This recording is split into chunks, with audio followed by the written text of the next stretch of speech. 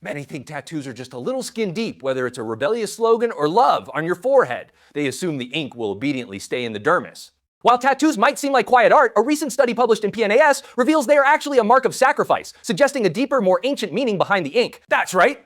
Nearly 20% of the world has tattoos, and scientists already knew ink travels to lymph nodes. They also knew it contains heavy metals and pollutants that cause allergies and inflammation, but what actually happens during this whole process? No one knew.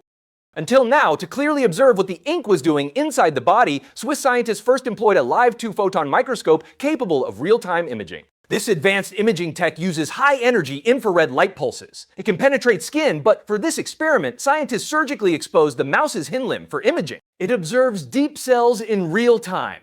And this live feed was truly a moment of reckoning. Just 10 minutes after the tattoo needle went in, nano-sized ink particles, like summoned apostles, swarmed into lymphatic vessels, heading straight for the immune core, the lymph nodes. But what happens after they rush in? That's where another instrument, a transmission electron microscope, comes in for the autopsy. Unlike the dynamic view we just saw, it uses electron beams to penetrate ultra-thin cell slices, specifically observing the ultrastructure inside cells. In high-resolution freeze frames, scientists discovered a gruesome crime scene. The macrophages in the lymph nodes, once valiant warriors like the Band of the Hawk, now lay tragically dead, a devastating sight. The images showed macrophages stuffed with the black foreign matter they'd just swallowed. Their cell membranes were bubbling and rupturing, showing typical necrosis.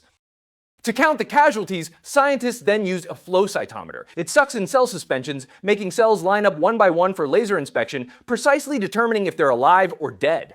Data revealed a one-sided massacre. Macrophages suffered widespread apoptosis and necrosis. Even more despairing, after they died, the ink inside their bellies would burst out, only to be devoured by newly arriving macrophages. It was a grim cycle. Then, the new cells become poisoned and die, trapping the lymph nodes in a 2-month cycle of death and chronic inflammation. What if someone were to get vaccinated precisely at this moment? Scientists have made a fascinating discovery regarding this very scenario. If it's a messenger RNA COVID vaccine, its effectiveness drops significantly. That's because messenger RNA vaccines need macrophages to help produce and display viral spike proteins on their cell surfaces to train the immune army. But macrophages overwhelmed by the ink attack are either too busy or already decimated. They can't effectively display spike proteins, leading to a significant drop in antibody response, leaving our bodies unable to wield the powerful sword of immunity against invaders. Is there only destruction within this spiral of causality? Well, scientists discovered that if you administer an inactivated flu vaccine, its effectiveness actually intensifies. It's akin to donning berserker armor, enhancing its power significantly. Even though the lymph nodes are inflamed, consumed by the cytokines of hatred,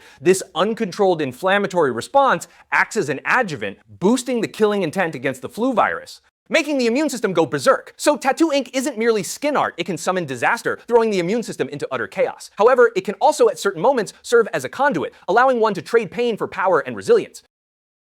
Huh? You actually got that brand tattooed on you? Wow, Griffith is really here, right in front of us!